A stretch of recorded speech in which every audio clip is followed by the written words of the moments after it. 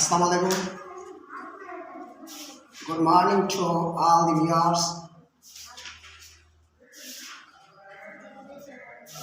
Let's have a video. Few days back, I was asked to make some videos on the topics. So today, I thought that that's the time that I could share something with you. There are so many topics, but the topic that I have taken for today as the topic of the grammar. You know that I have made my channel that's titled The Grammar in Use. And for that I have started this one, and if that seems good to you, then you should have a like and subscription of my channel. So let's come to the topic. What is the topic of today? The topic of today is what is the grammar. What is the grammar? Now I will tell you about the grammar. That what's that? That's the structure of the language to set the language in the meaningful way. To set the language in a meaningful way, to give the language a structural shape, or to bring the language in the meaningful shape. That's called the grammar.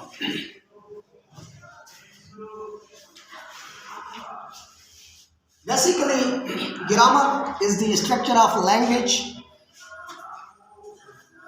Structure of language is what? You know that language is the explanation of our thoughts. Whenever we explain our thoughts and we make our thoughts understandable to one another, that's called the language. And our thoughts are understandable only when we put them in a good pattern that could be understood by the person to whom we speak. For that reason, I said that the grammar is the structure of the language. And furthermore, I would like to tell you that in grammar, you know that the first thing that comes in our mind is that of the phrase. What is a phrase? Phrase means the association of two or more than the two words. Two or more than the two words. What are they? Two or more than the two words which gives incomplete meaning, or it doesn't have a complete sense, or it doesn't have a complete thought, because we know that in the phrase there is absence of subject or either the predicate. And due to that reason, the meaning of the phrase isn't clear. So I would like to write something about the phrase on the board, so you could see it well. For example, phrase means phrase is what? What's phrase? That's it. You know that the association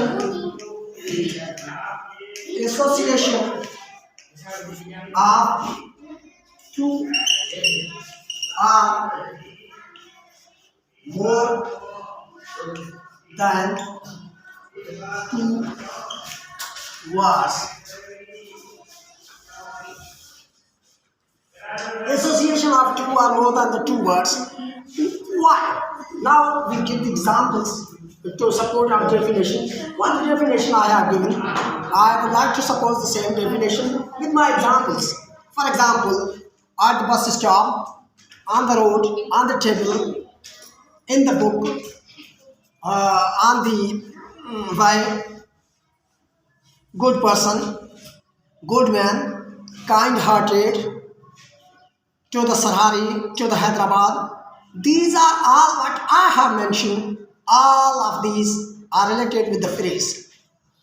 Because in these all examples we see that the phrase in all these examples that I have mentioned, and that we see that there are the two words.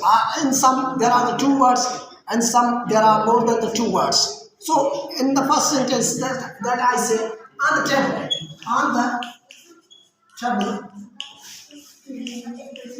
there are three words. One the on, second the, third table. Table is the noun, that is the article or the determiner, on is the preposition. So that's called the one phrase. To the school, that's another phrase. So there are so many examples of the phrase that whatever the group of words which has two or more than the two words association, that's called a phrase. For example, on the table, to the stool, and the what into the water, along the road. There are so many examples of the phrase, but you have to understand, you have to clear your mind that whenever we connect two or more than the two words, that is called the phrase. So now next to the phrase, what I'm going to teach you about the class. That what is the class? Class is nothing but the association of a subject and a predicate. You know that there are certain students, there are so many students who they complain about the predicate, that they are complicated with the predicate and the verb, You know that actually they both are the same form of a word, same form of a word. For example, class means, what is the class? Now I have to teach you about the class.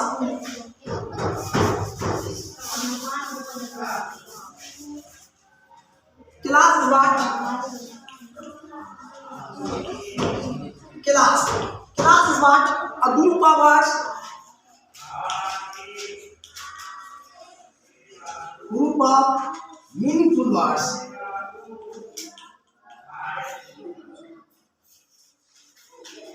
Meaningful words which has subject and predicate.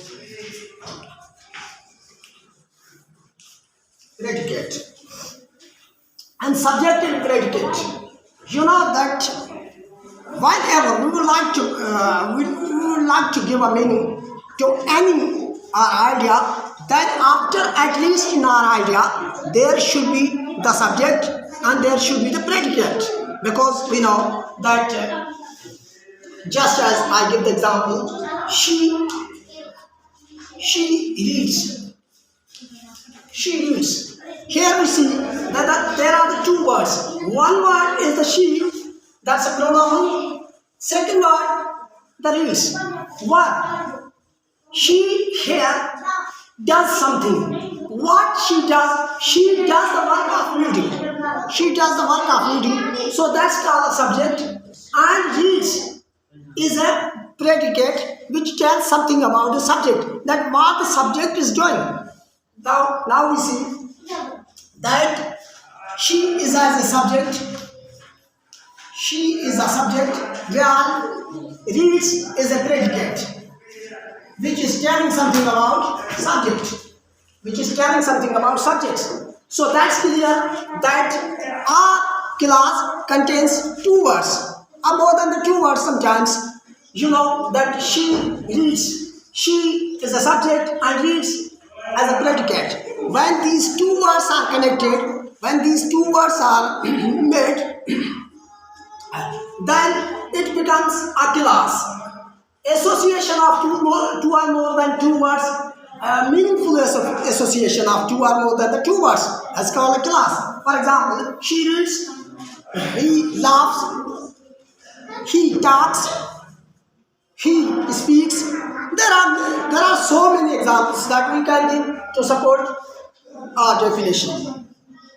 So, in a simple words, we can say class is the association of a subject with predicate. Predicate and subject, they have the relation in the class. Subject, we know that the part of subject is a word in our sentence. Subject is a word in our sentence about which predicate tells something. About which predicate tells something. For example, here the subject she.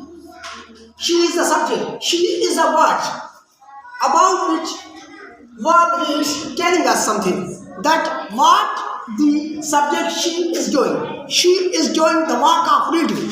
Then after it means that reads. Reads is a predicate which is telling something about she. So she is the word that we call as a subject. And reads is a word that we call a verb. Because verb does what? It does the work of, it does tell something about the subject. Yes? You know that whenever we give the explanation about the verb, whenever we talk about the verb, we say that subject, what the subject say is a verb. What the subject say is a verb. Now, subject say the work of reading. Now, subject is doing the work of reading. Then after, reads is a predicate. Reads is a predicate. Now, it becomes clear. There is no difficulty in complicating these things. So now you will know that predicate and subject makes the class. That's the class. Afterwards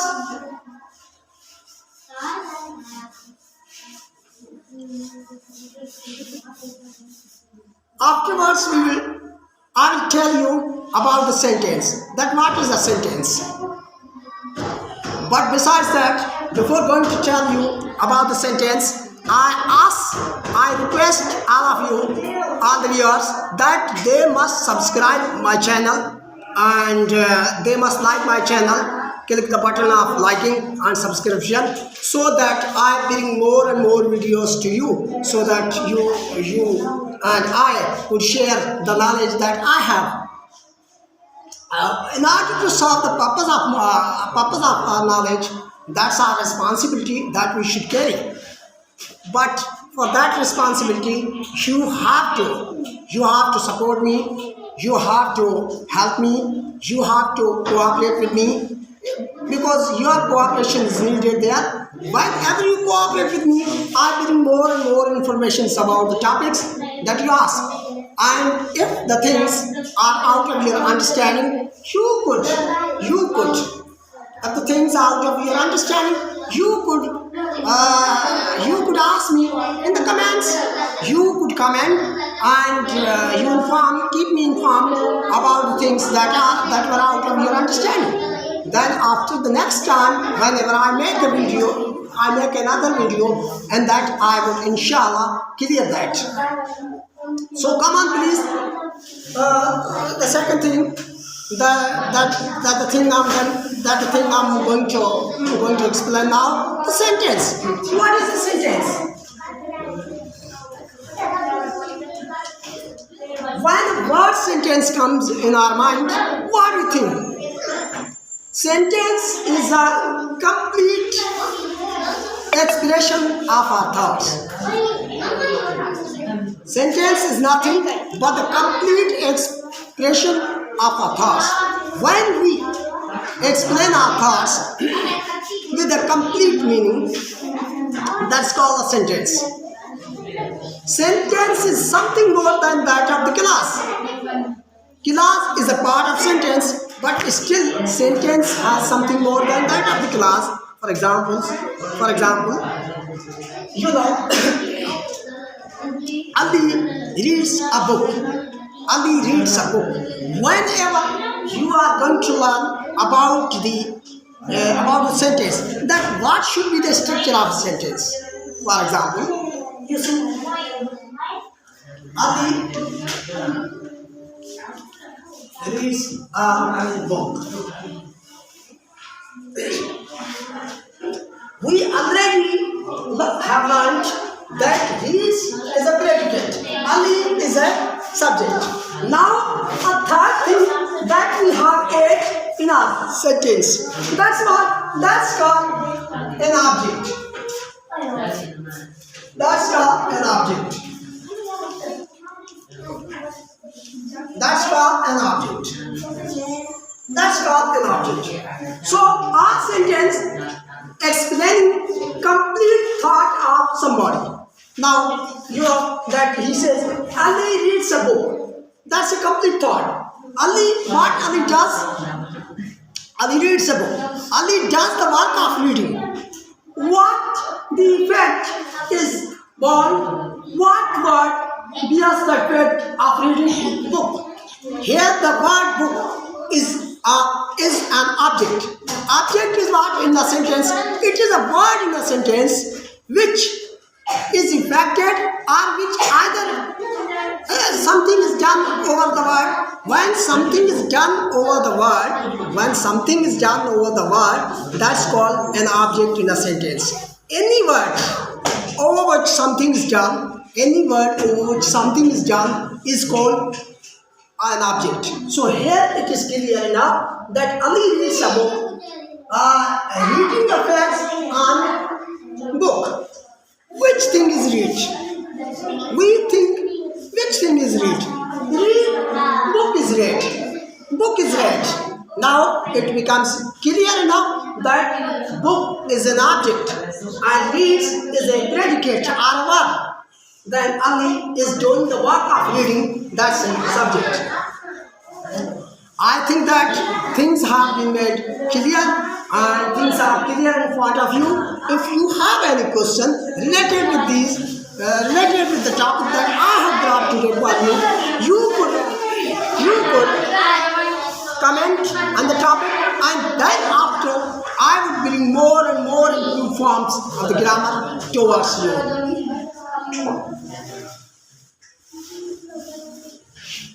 Please stop. Now we learn that what a sentence.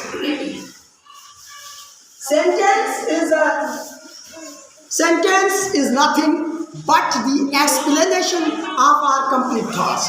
You know that how we explain our thoughts. There are the 4 ways of explaining our thoughts.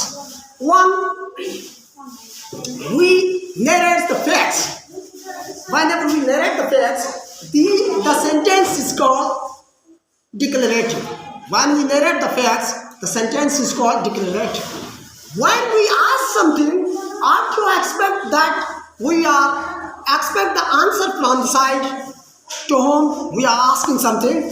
Then after the sentence is called an interrogative.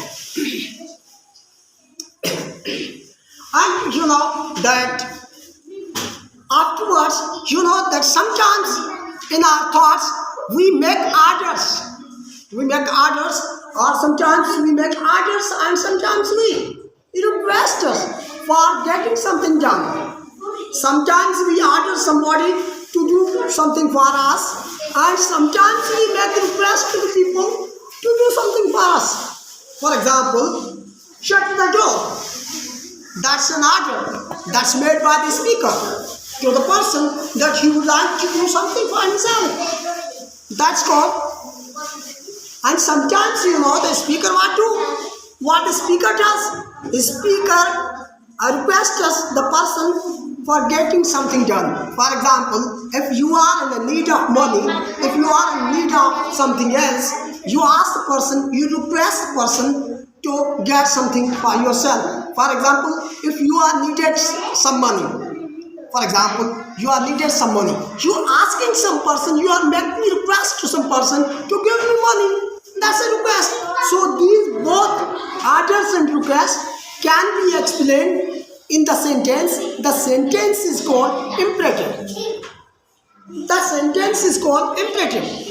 the last one, the thought that we explain. Sometimes what we do, we explain our inner thinkings or our sudden surprises. Whenever we explain our inner thinkings on sudden surprises, the sentence is called exclamatory. That got you into the surprise. Whenever you got into the surprise, you explain your inner thoughts. Whenever you explain your inner thoughts, the sentence is called exclamatory. That's an easy way. For example, whenever we narrate the facts, the sentence is called declarative. For example,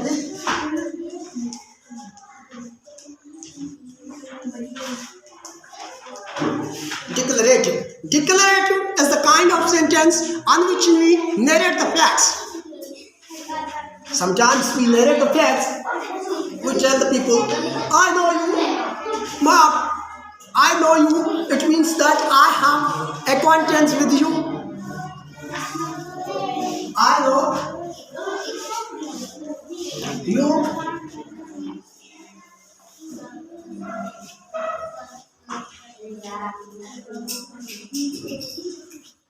She teaches.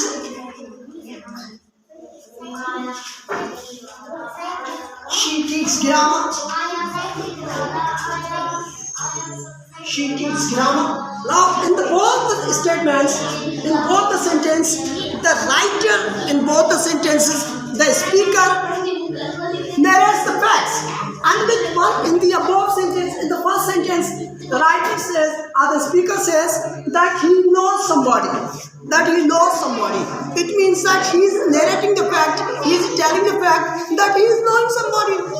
And the second sentence, she teaches grammar. It means that he is explaining the fact that he is able to teach the grammar. In both the sentences, he is narrating the facts. And the first sentence, he is narrating the knowledge about somebody. And the second sentence, he is narrating the ability, that he has the ability to teach something.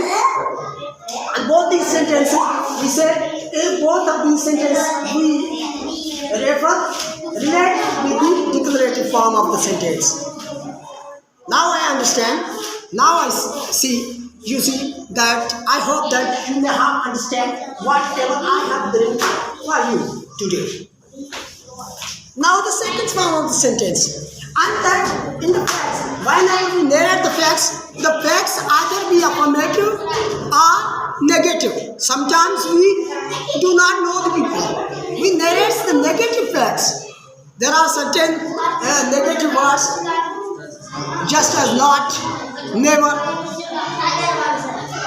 So many words related with this. You know that facts can be affirmative and facts can be negative. So in both these we say that the facts, the sentence in which we narrate the facts are called declarative sentence. I hope you would have understood the things well. Now come to the interrogative sentence. What is the interrogative sentence?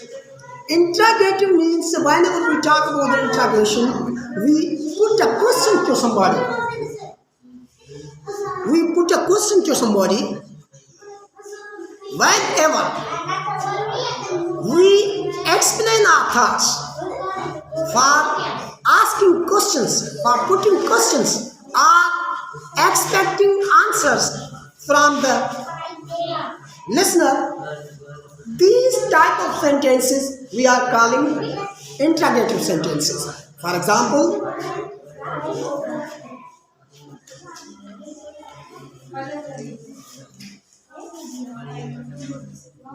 what's your name? What's your name? Here, a speaker wants to know about the name of person. Here, a speaker wants to know something about the name of person. For example, second sentence. What's new? What's What's new? Here, speaker would like to know from the listener that what is another thing? What is a new thing that the speaker doesn't know? Here, speaker would like to asking the listener that what new thing has happened. He would like to get information about a new thing, For example, you know that in our society. For example, if I live at Sarari and in my absence, whenever I come here to perform my duty, I come here and whenever I return back to Sarari, if there happens some incidents, I would ask from the person that what is new. He would tell that there was an accident, or there was something else. He would tell. So it means that what's new. The speaker would like to know something about new happenings. And the first sentence, the speaker would like to know something about the name. So these kind of sentences are called interrogative sentences. Interrogative sentences are two types. Interrogative sentences are of two types. One we make, and there are two types. Particularly, there are two types of interrogative sentences. One interrogative sentence we make with the question words. What we call them VHO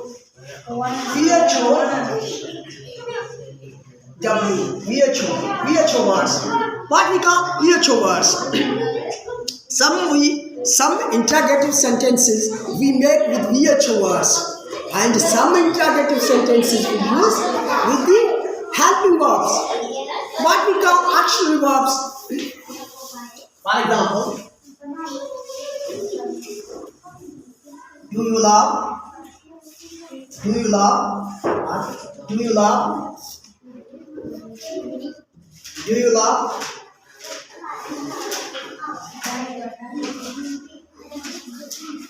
Do you love Anita? That's the question. Do you love Anita? Here we know that we expect the answer. I would like to make confirmation whether reader would like to make a confirmation.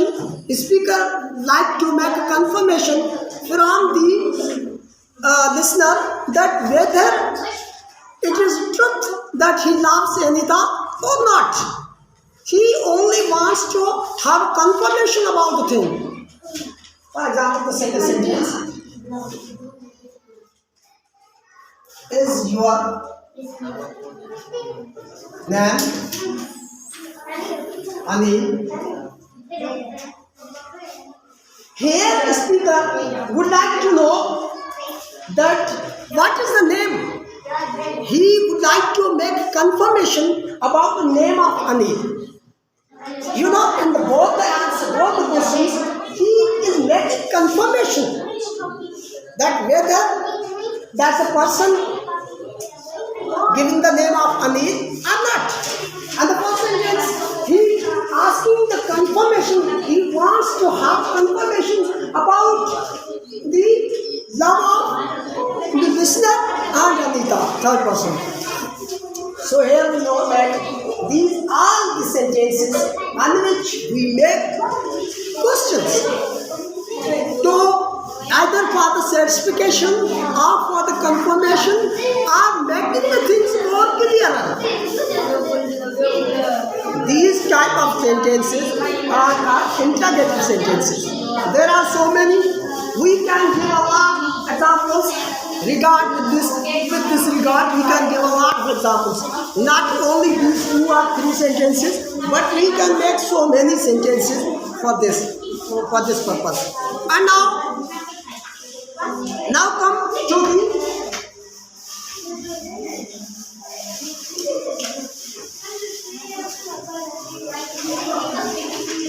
sometimes it happens that even in the interrogative sentences, sometimes we make the narrative sentences as an interrogative. For example, in order to confirm that whether the thing is right or not, whether the thing belongs to you or not. For example,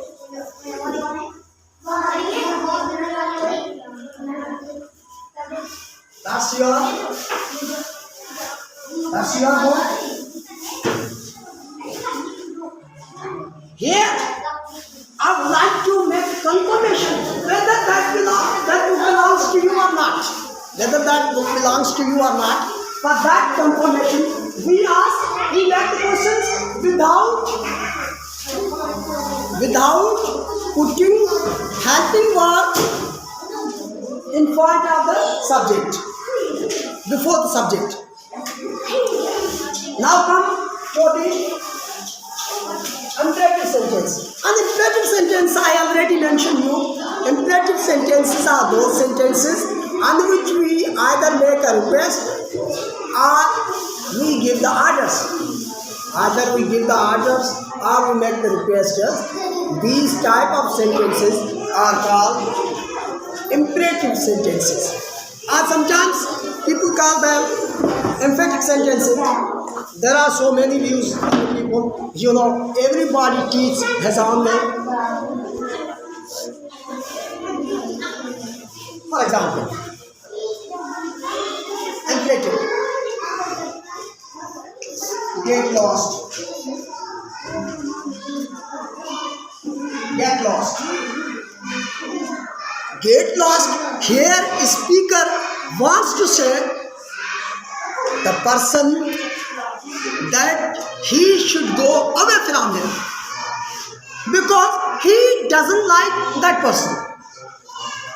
There are some times, in our life that sometimes we show anger in such a way that even we do not want to see the person sitting in front of us. There are certain ways, there are certain situations, that in such situations we make orders to people that go away, that get lost. These kind of orders we make in the sentences. The sentences are called imperative sentences. Go away.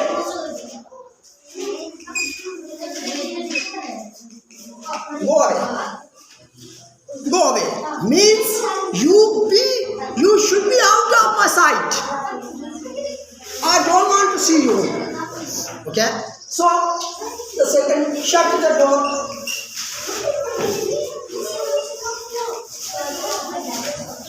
In these type of sentences, one thing should be made clear. Not one thing.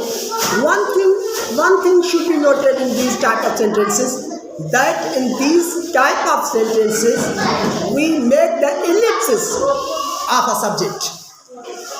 We miss the subject because in these sentences we do not consider subject necessary on the sentence, because subject is understood.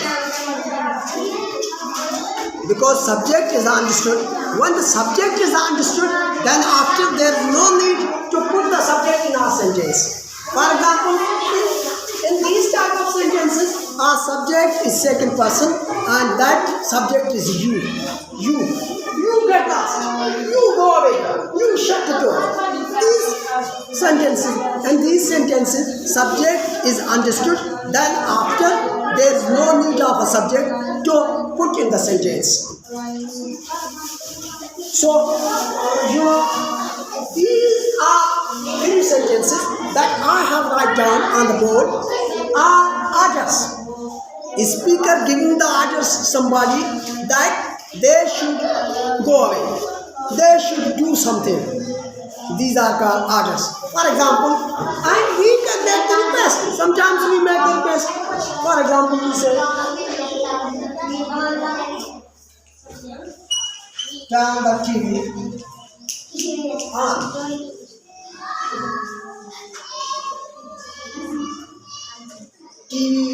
Turn the TV on.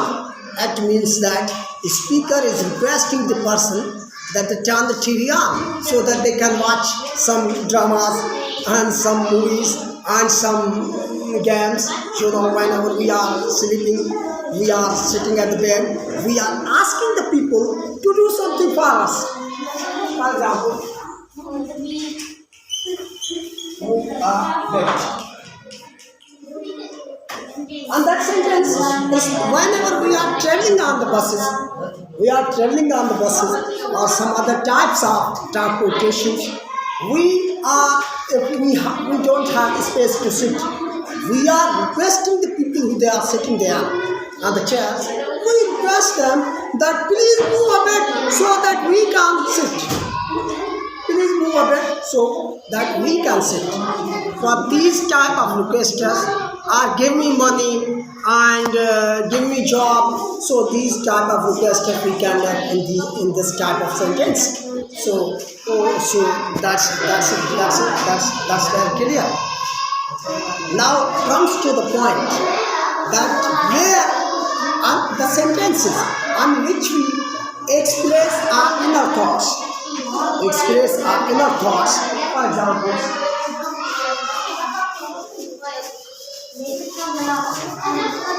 sentence in which we express our inner thoughts and our inner feelings or sudden surprises. These type of sentences are called exclamatory sentences. For example, a person is passing by you.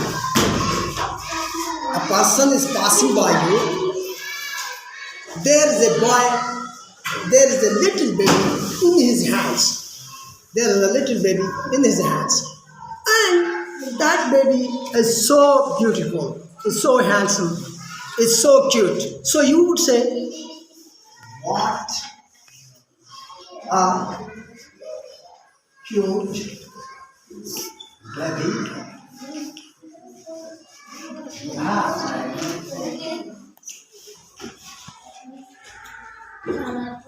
What a cute baby you have. If a girl is passing by you and that's her beauty attracts you, her beauty impresses you, so you would say, what a beautiful girl you are.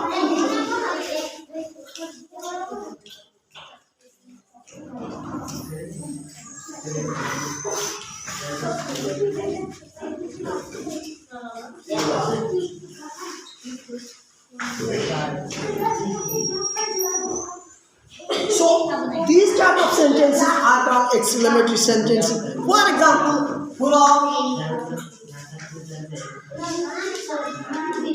we have won the match.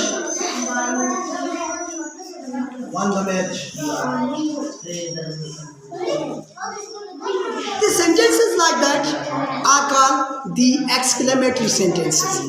The sentences like that are called exclamatory sentences. So, exclamatory sentences. Once again, I request your